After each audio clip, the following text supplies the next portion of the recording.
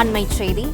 தமிழக சட்டப்பேரவையில் நிறைவேற்றப்பட்ட 2 சட்ட மசோதாக்களுக்கு ஆளுநர் என். ரவி ஒப்புதல் அளித்திருக்கிறார். தமிழக சட்டப்பேரவையில் நிறைவேற்றப்பட்ட 2 சட்ட மசோதாக்களுக்கு ஆளுநர் என். ரவி ஒப்புதல் அளித்திருக்கிறார்.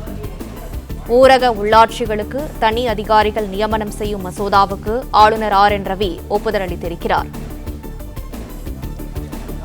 தமிழக சட்டப்பேரவையில் நிறைவேற்றப்பட்ட 2 சட்ட மசோதாக்களுக்கு ஆளுநர் என். ரவி ஒப்புதல் அளித்திருக்கிறார். கனிமங்களை கொண்டுள்ள நிலங்களுக்கு வரி விதிக்கும் மசோதாவிற்கும் ஆளுநர் ஒப்புதல் அளித்திருக்கிறார். ஊரக உள்ளாட்சிகளுக்கு தனி அதிகாரிகள் நியமனம் செய்யும் மசோதாவுக்கும் கனிமங்களை கொண்டுள்ள நிலங்களுக்கு வரி விதிக்கும் மசோதாவிற்கும் ஆளுநர் என். ரவி ஒப்புதல் அளித்திருக்கிறார். தமிழக சட்டப்பேரவையில் நிறைவேற்றப்பட்ட 2 சட்ட மசோதாக்களுக்கு ஆளுநர் என். ரவி ஒப்புதல் அளித்திருக்கிறார். கூடுதல் விவரங்களை செய்தியாளர் கார்த்திகேயன் வழங்க கேட்கலாம். கார்த்திகேயன், வணக்கம். மேலும் விவரங்களை சொல்லுங்க.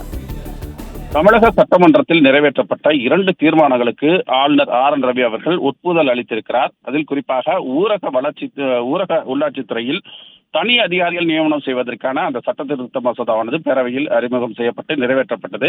அந்த மசோதா அறிமுகம் செய்யும் பொழுதே அதிமுக உள்ளிட்ட பல்வேறு கட்சிகள் எதிர்ப்பு தெரிவித்திருந்தது. அதாவது ஊரக உள்ளாட்சி அமைப்புகளுக்கு தேர்தல் நடத்த வேண்டும், தனி அதிகாரிகள் நியமிக்கக்கூடாது என்று எதிர்ப்புகளை பதிவு செய்திருந்தார்கள்.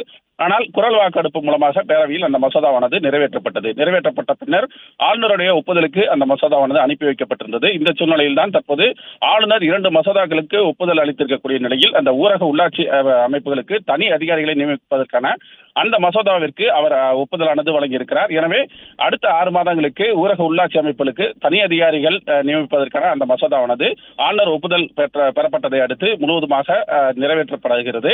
அதனைத் தொடர்ந்து கனிமங்களை கொண்டுள்ள அந்த நிலங்களுக்கு வரி விதிக்கக்கூடிய அந்த மசோதாவானது பேரவையில் நிறைவேற்றப்பட்டது. அதற்கும் பல்வேறு எதிர்ப்புகள் எழுந்திருந்தாலும் அந்த மசோதாவிற்கும் பேரவையில் ஒருமனதாக குரல் வாக்கெடுப்பு மூலமாக நிறைவேறியிருந்தது. அந்த மசோதாவும் தற்போது ஆளுநர் அவர்கள் ஒப்புதல் அளித்துள்ளதை அடுத்து கனிமங்களை கொண்டுள்ள அந்த நிலங்களுக்கு வரி விதிக்கக்கூடிய அந்த நடைமுறையானது உடனடியாக அமலுக்கு வருகிறது. இதுபோன்ற 2 மசோதாக்களுக்கு பேரவையில் நிறைவேற்றப்பட்ட மசோதாக்களுக்கு ஆளுநர் அவர்கள் ஒப்புதல் வழங்கியிருக்கிறார்.